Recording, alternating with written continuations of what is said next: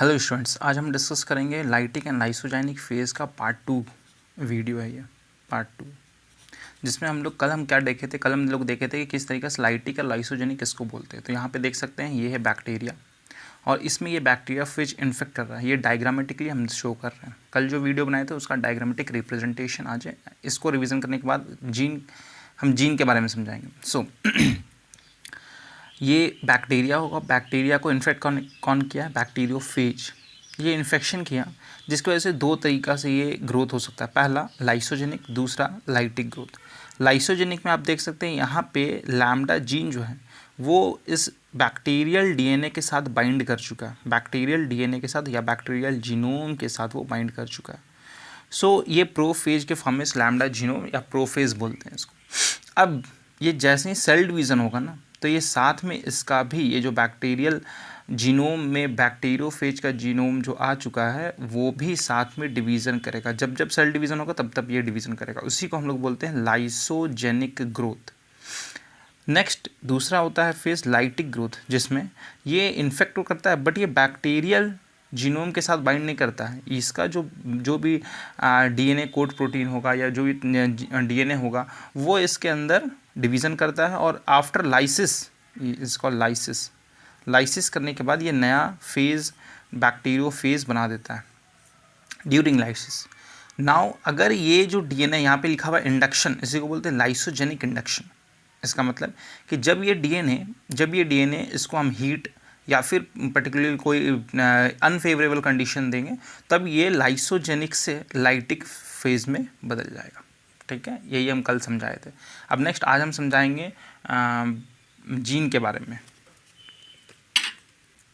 आज हम समझाएंगे जीन के बारे में। तो ये है map of bacteriophage lambda in circular form. तो किस टाइप का बैक्टीरियोफेज लैम्डा में किस सर्कुलर फॉर्म में ये जीनोम होता है, जिसमें कि पर्टिकुलरली कुछ ये देख रहे हैं इतना सारा जीनोम है। ये सब के बारे में हम लोग को नहीं जानना है।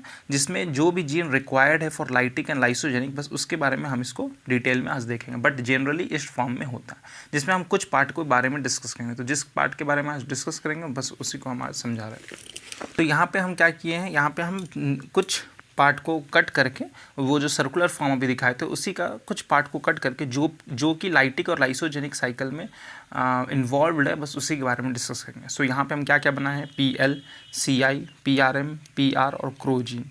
तो ये PL क्या है? ये लेफ़्ट प्रमोटर है, ये लेफ़्ट की तरफ जाएगा। ये राइट प्रमोटर, ये राइट की तरफ जाएगा।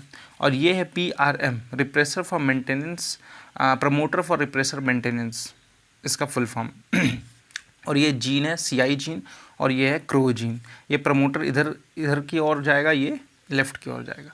अब हम ये देखेंगे कि किस तरीक़े से लाइटिक और लाइसोजेनिक साइकिल इन्वॉल्व होता है। देखिए, तो सबसे पहले देखते हैं लाइटिक साइकिल। लाइटिक साइकिल में क्या होता है, क्रोजीन को हम लोग इन्वॉल्व करते हैं। क्रोजीन, अब क्रोजीन कहाँ है? यहाँ है। मतलब PR और PL जो है वो इन्वॉल्व होता है, वो ऑन होता है। आप देख सकते हैं, ये पिछले क्लास में बताए थे, PL और PR ऑन होता है। PL और PR ऑन होगा तो ये तभी तो क्रोजीन को बनाएगा।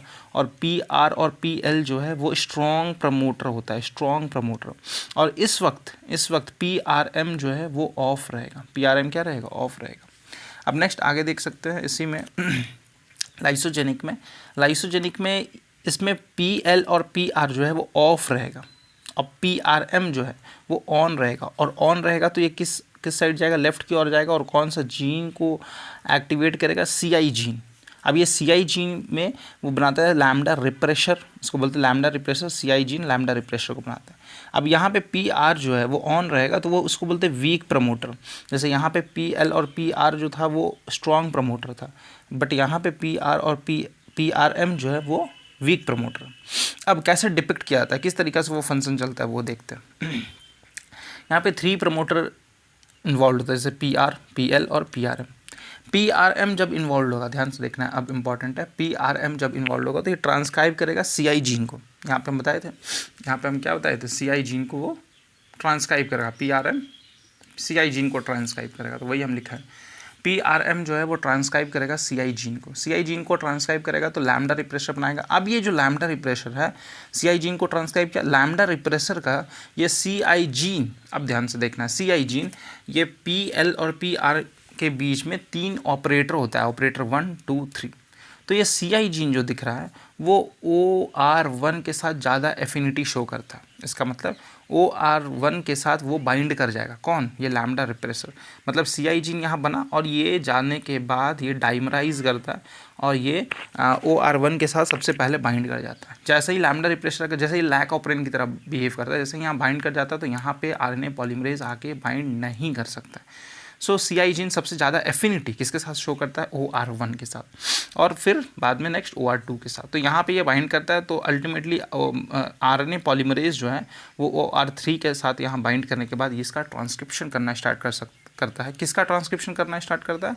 वो CI जीन का ट्रांसक्रिप्शन करना स्टार्ट करता है। अब CI जीन क्या बनाता है? यहाँ पे लिखा हुआ है लैम्डा रिप्रेसर बनाता है। फिर लैम्डा रिप्रेसर जो बना, यहाँ से जो भी जीन ट्रांसक्राइब करने के बाद लैम्डा रिप्रेसर बना तो वो फिर से जाके OR1 और OR2 के साथ बाइंड कर जाएगा, ताकि RNA पॉलीमरेज जो है वो इसके साथ OR3 में बाइंड करने के बाद वो इस टाइप ट्रांसक्रिप्शन कर सके। तो तभी ये कौन सा साइकिल चलेगा? ये लाइसोजेनिक साइकिल चलेगा। तो वही हम तब से समझा रहे हैं, लाइसोजेनिक साइकिल जो है वो उसमें PRM, ध्यान से देखना, PRM ऑन रहेगा, जिसकी वजह से लैम्डा रिप्रेसर बनेगा और लैम्डा रिप्रेसर OR1 और OR2 के साथ बाइंड करने के बाद उसको बाइंड करने के बाद वहाँ पे in the sense RNA polymerase आके बाइंड नहीं कर सकता, जैसे लैक ऑपरेंट काम करता है। बट यहाँ पे लाइटिक साइकिल में आप देख सकते हैं यहाँ पे कुछ और होता है। यहाँ पे क्या होता है?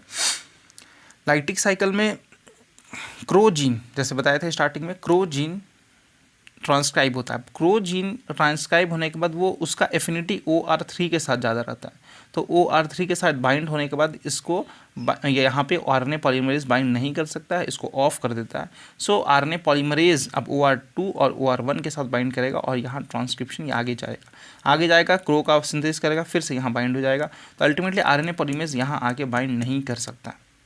ठीक है, तो ये कहानी है और ये चलेगा क्या? Lytic cycle. तो लाइटिक साइकिल और लाइसोजेनिक साइकिल में हम यही बताना चाह रहे हैं कि किस तरीक़ा से RNA पॉलीमरेज कहाँ पे बाइंड करेगा, जिसकी वजह से पर्टिकुलरली किस जीन का ट्रांसक्रिप्शन होगा। अब नेक्स्ट वीडियो में इसके आगे हम देखेंगे।